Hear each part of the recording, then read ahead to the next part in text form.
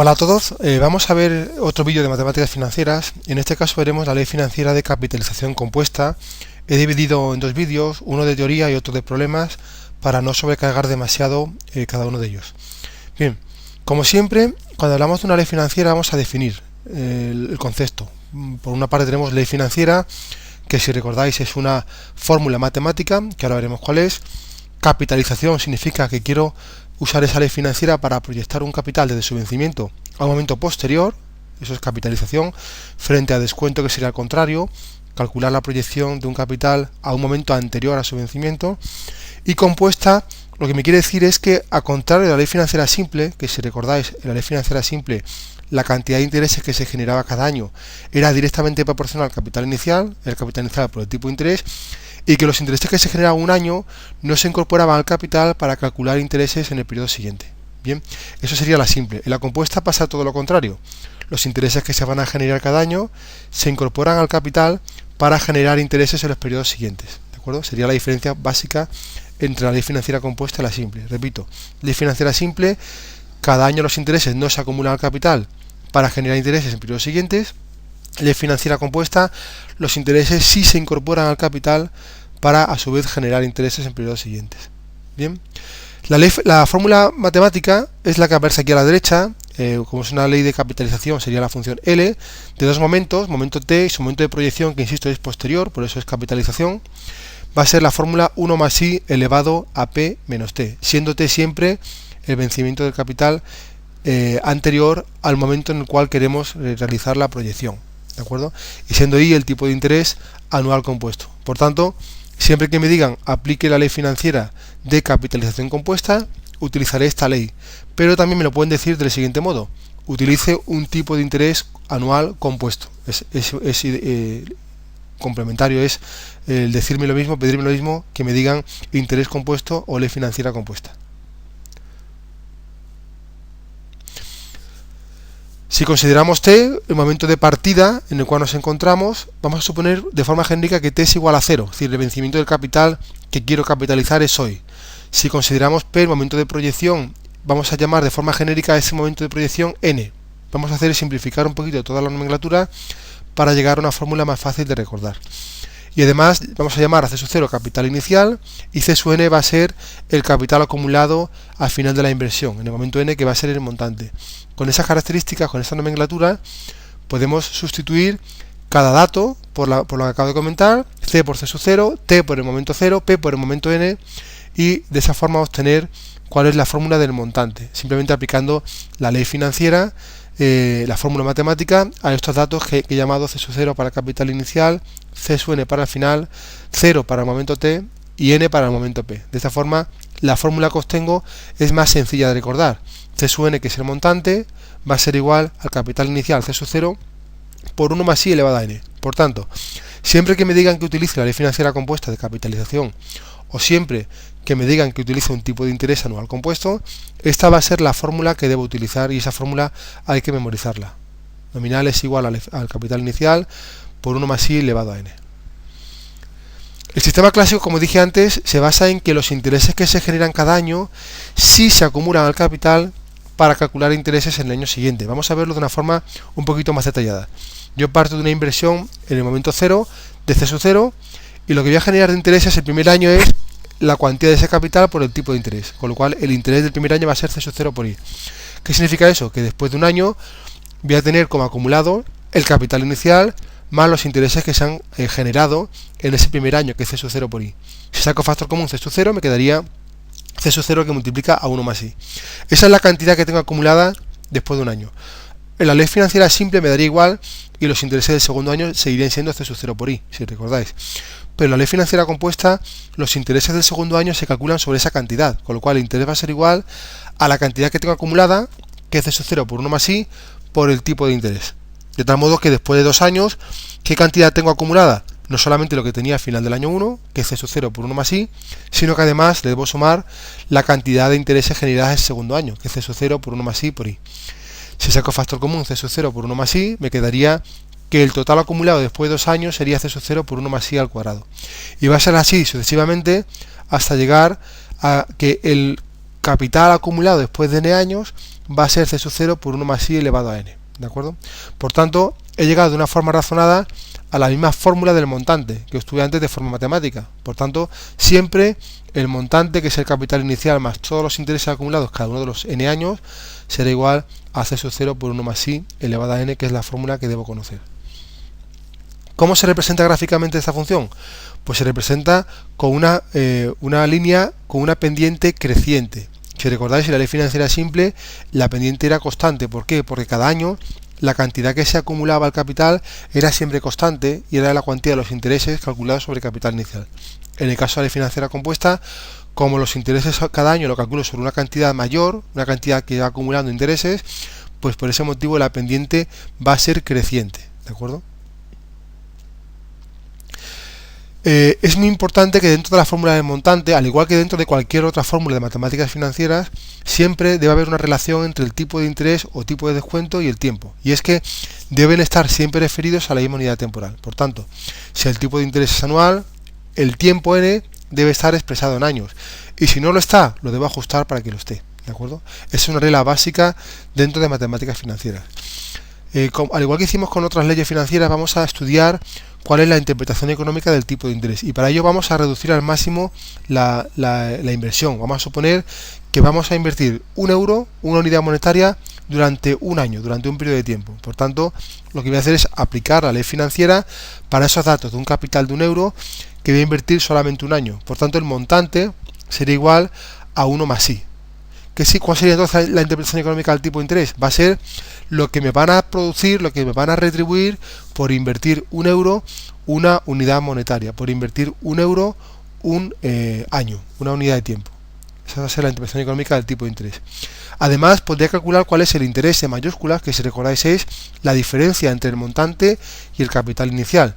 Bien, si yo invierto 1.000 euros y recibo 1.300, el interés en mayúsculas, el interés en euros será 300 euros. En el caso de la ley financiera simple llegamos a una ecuación, una fórmula más sencilla. En este caso no.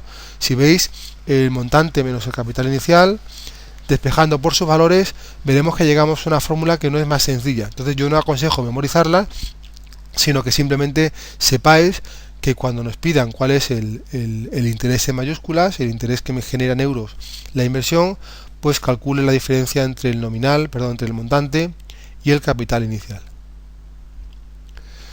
Como dije antes, siempre tiene que haber relación entre el tipo de interés y el tiempo. De tal forma que si el tipo de interés es anual, el tiempo siempre debe estar expresado en años. Pero también existe la posibilidad de trabajar con un tipo de interés distinto del año. Llamamos I sub k. ¿Qué significa I sub k? Simplemente que el tipo de interés hace referencia a un periodo distinto del año. ¿Y cuánto vale k? Pues el número de veces que cabe ese periodo distinto del año en un año.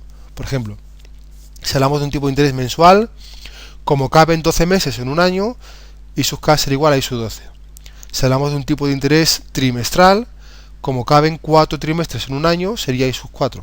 Si hablamos de un tipo de interés cuatrimestral, como caben 3 cuatrimestres en un año, sería I sub 3. Diario sería I sub 360.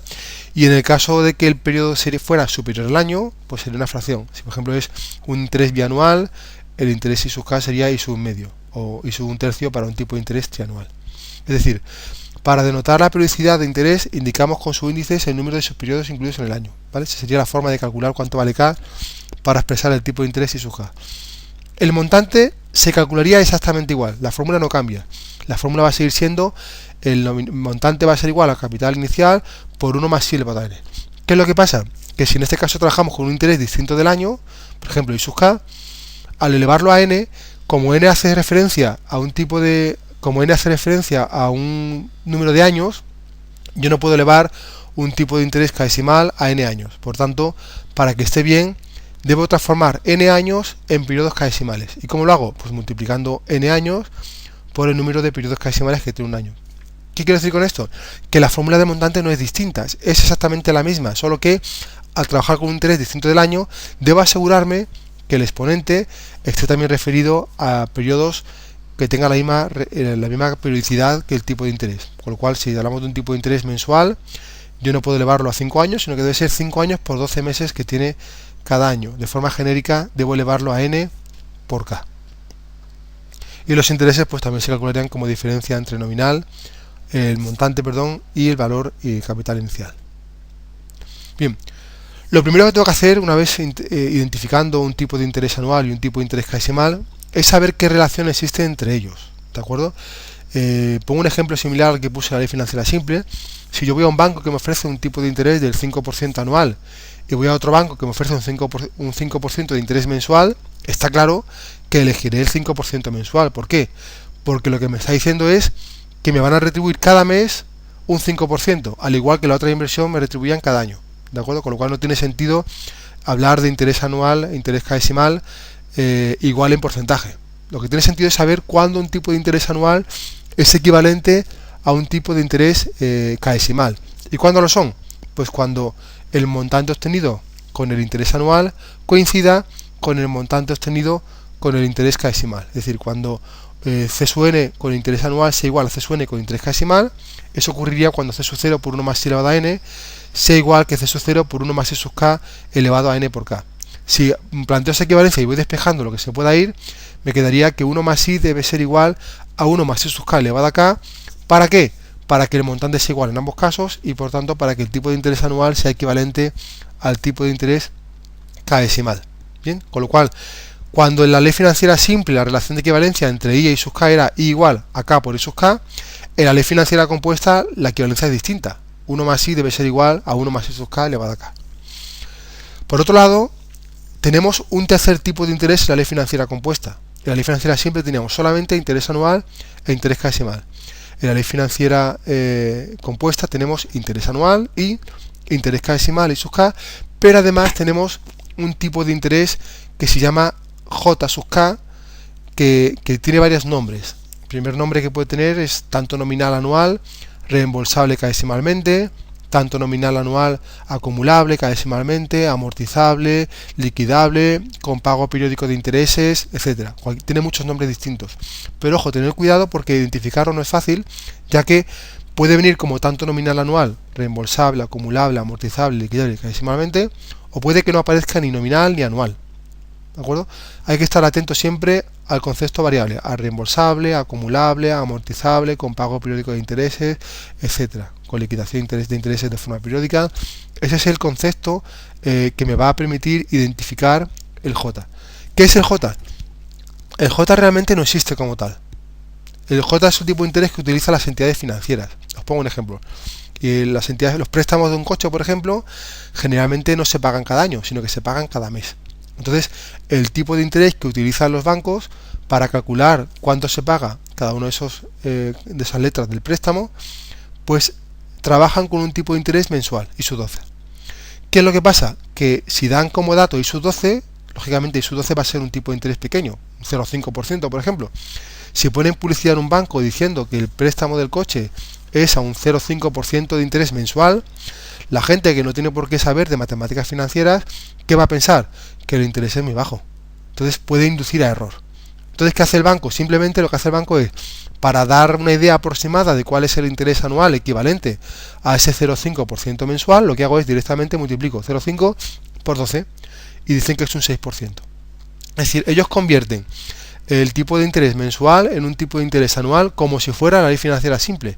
Pero no es simple, sino que es compuesta, con lo cual la fórmula correcta para calcular esa relación debería haber sido esta, pero no lo utilizan. Directamente le multiplican el tipo de interés mensual por 12 y ese va a ser el dato que van a dar en la publicidad, ¿de acuerdo? De forma genérica hablamos de I sub k por k, pero este es el dato que utilizan los bancos. Entonces, primera idea, saber identificar cuál es el J a través de la nomenclatura, a través del enunciado del problema. Una vez identificado, saber que no es un tipo de interés real, yo no puedo calcular el montante con el tipo de interés J, sino que me va a valer únicamente para calcular cuánto vale a partir del J, cuánto vale I sub k. Y luego, si quiero trabajar con interés anual, pues ya puedo utilizar esta equivalencia, ¿de acuerdo? Primera idea, saber identificarlo, saber que me vale únicamente para calcular a través del J el I sub k, y en tercer lugar, como no existe para la ley financiera simple, el hecho de que me den un J significa que estamos trabajando con la ley financiera compuesta. También comentar que cuando trabajamos con actualizaciones, con descuento, vamos a usar la ley financiera de descuento compuesto racional, que no es nada más que la conjugada. Es decir, Si yo trabajo con la fórmula del montante, C sub n igual a C sub 0 por 1 más i elevado a n, basta con despejar C sub 0 para estar descontando. Es decir, si despejo C sub n, capitalizo; si despejo C sub 0, estoy descontando, actualizando. Por lo tanto, ¿cómo despejo C sub 0? Pues esto que está multiplicando pasa dividiendo, y me quedaría que C sub 0 es igual a nominal partido entre 1 más i elevado a n, o lo que es igual, C sub n por 1 más i elevado a menos n, porque 1 partido entre 1 más i elevado a n es igual que 1 más i elevado a menos n. Cambiando el signo de exponente, ya me dice que va dividiendo, ¿de acuerdo? Por tanto, hay que tener claro que cuando yo estoy actualizando, descontando con la ley financiera compuesta, pues despejando C sub 0 podré calcular el descuento, ¿de acuerdo? Y el descuento pues sería la diferencia entre el nominal y el efectivo o valor descontado, que se calcularía de esta forma. Yo aconsejo simplemente utilizar diferencias en lugar de utilizar esta fórmula, porque esta fórmula más compleja me puede llevar a error, ¿de acuerdo? Por tanto, aunque exista el descuento compuesto comercial, normalmente se utiliza el descuento compuesto racional para calcular valores descontados actualizados con la ley financiera compuesta, ¿de acuerdo? Bien, vamos a ver también, al igual que vimos con la ley financiera simple, vamos a ver si la ley financiera compuesta es o no es extendible. Bien, debo deciros que la ley financiera compuesta sí es extendible, es decir, me da igual calcular el montante directamente durante un periodo de años que calcular un montante intermedio y ese montante intermedio capitalizarlo el resto de años. Me da exactamente igual. ¿Cómo se puede demostrar? Pues será extendible si invirtiendo de forma directa C sub 0 desde el año 0 hasta el año n, ese montante es igual que capitalizar en primer lugar hasta el año h y el resultado capitalizarlo hasta el año n. Vamos a verlo. Si divido la inversión en dos, primero calcularé cuál es el montante en el año h, para ese montante capitalizarlo los años que van del h al n, serían n menos h periodos, ¿de acuerdo? Calculo cuánto vale C sub h, y C sub n sería por tanto el valor de C sub h, que sería este, C sub 0 por 1 más i elevado a h, por además capitalizado desde el periodo h hasta el periodo n, capitalizado al tipo de interés n menos h periodos. Como en este caso hablamos de una misma base con distintos exponentes, pues la multiplicación va a ser igual a la base con la suma de los exponentes, y la h se me va con el signo positivo y negativo, y me quedaría por tanto que el montante calculado en dos partes coincidiría con el montante calculado directamente. Por tanto, la ley financiera compuesta sí es extendible, y además tiene sentido. ¿Por qué? Porque al yo incorporar todos los años los intereses al capital para calcular intereses en los periodos siguientes, me da igual partir la inversión en muchos periodos, porque siempre cumplo con la regla básica, que es que voy incorporando los intereses para calcular los intereses siguientes, y por tanto siempre será extendible. Un ejemplo, pues 1000 euros que quiero capitalizar de forma directa por una parte, o en dos partes, como vemos aquí, el resultado coincidirá en ambos casos. Y además la ley financiera compuesta también es estacionaria, es decir, lo que importa es cuántos años se capitaliza, y no si va del año t al p o del año t más h al p más h. Lo importante es que sean siempre p menos t periodos. Aquí veis que en ambos casos el montante coincide. Bien, bueno, esta es la teoría de este tema. Pronto subiré otro vídeo en el cual veremos problemas que espero que resulten de interés para comprender un poquito mejor la ley financiera compuesta de capitalización, o en su defecto la ley financiera de descuento compuesto, que sería simplemente la conjugada. Bien, muchas gracias y nos vemos en el siguiente vídeo.